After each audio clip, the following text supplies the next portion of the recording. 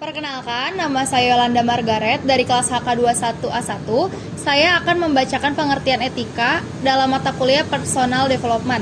Etika menurut saya adalah merupakan refleksi jiwa, ungkapan perasaan terhadap perilaku atau tindakan orang lain atau diri kita berdasarkan nilai-nilai yang disepakati.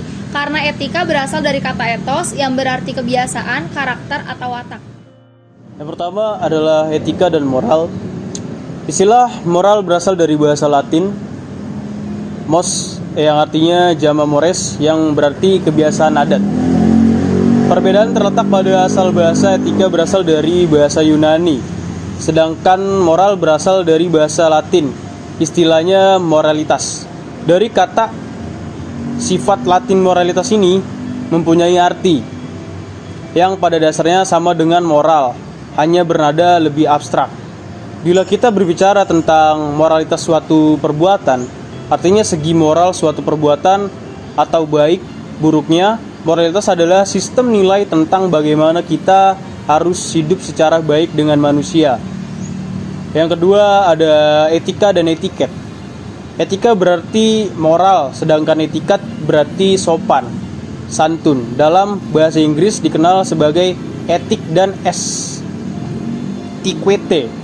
Terdapat persamaan antara etika dengan etiket, yaitu etika dan etiket menyangkut perilaku manusia.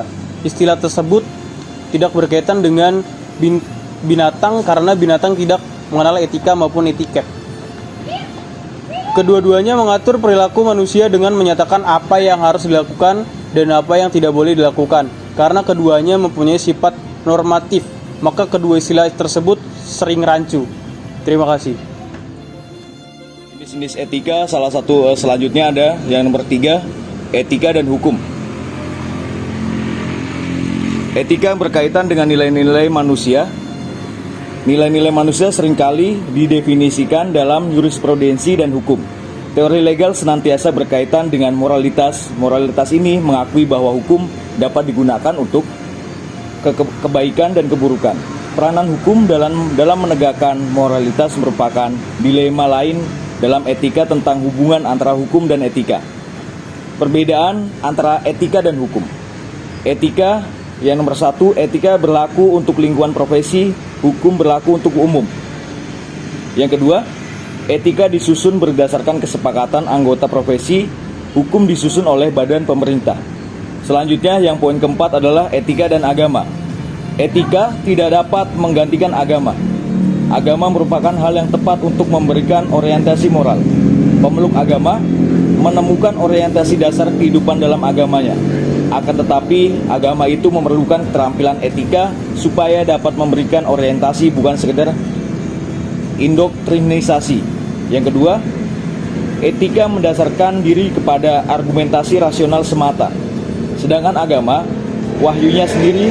Oleh karena itu, ajaran agama hanya terbuka pada mereka yang mengakuinya, sedangkan etika terbuka bagi setiap orang dari semua agama dan pemandang dunia. Terima kasih. Di sini ada faktor-faktor yang mempengaruhi perilaku etis. Yang pertama, diri sendiri. Etika dan moralitas secara definisi datang dari dalam, tidak pernah didesakan oleh sumber dari luar. Yang kedua, keluarga. Lembaga keluarga mengembangkan etika kepedulian, saling melindungi dan mengamankan. Terdapat arti tanggung jawab dan komitmen. Lazimnya inti dari nilai-nilai keluarga merupakan perasaan timbal balik. Yang ketiga, lingkungan. Ini merupakan isu sensitif yang berkaitan dengan masyarakat. Perlindungan harus diintegrasikan dengan etika sehingga muncul cabang etika lingkungan. Yang keempat, masyarakat. Masyarakat di mana ia tinggal berpengaruh kuat pada perilakunya. Apabila ia ingin diterima, maka ia harus berperilaku yang dapat diterima. Masyarakat dan asosiasi profesi serta kode etikanya memainkan peran penting dalam menentukan keputusan etis. Yang kelima ada kebudayaan. Teori relativisme etis berpandangan bahwa tindakan benar ditentukan oleh apa yang dikatakan benar oleh masyarakat atau kebudayaan. Kebudayaan respek terhadap kebajikan seperti toleransi, bebas kasih, kejujuran, integrasi, korupsi, loyalitas, maupun ideal lebih abstrak seperti perdamaian, keadilan, kejujuran, dan respek kepada manusia. Yang keenam ada agama. Sebagian besar agama menganjurkan nilai-nilai kebajukan dan belas kasih kepada sesama.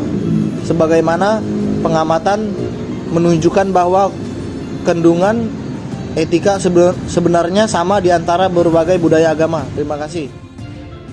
Kesimpulannya, etika berkaitan dengan apa yang baik dan benar bagi masyarakat. Sebagian besar masyarakat pada umumnya menerima prinsip etika berikut ini: kejujuran, integritas, memenuhi komitmen, menaati kesepakatan, adil dan berpikiran terbuka serta bersedia mengakui kesalahan, peduli dan berbelas kasih, menghormati martabat manusia, bertanggung jawab untuk meraih keunggulan dan mempertanggungjawabkan suatu keputusan dan konsekuensinya. Teori-teori etika juga dapat digunakan untuk menjustifikasi kewajiban umum seseorang profesional dalam kaitan dengan perkembangan teknologi. Tampak bahwa etika profesi merupakan bidang etika khusus atau terapan yang menyangkut dimensi sosial, khususnya bidang profesi tertentu termasuk arsiparis. Terima kasih. Sekian dari kelompok kami. Wassalamualaikum warahmatullahi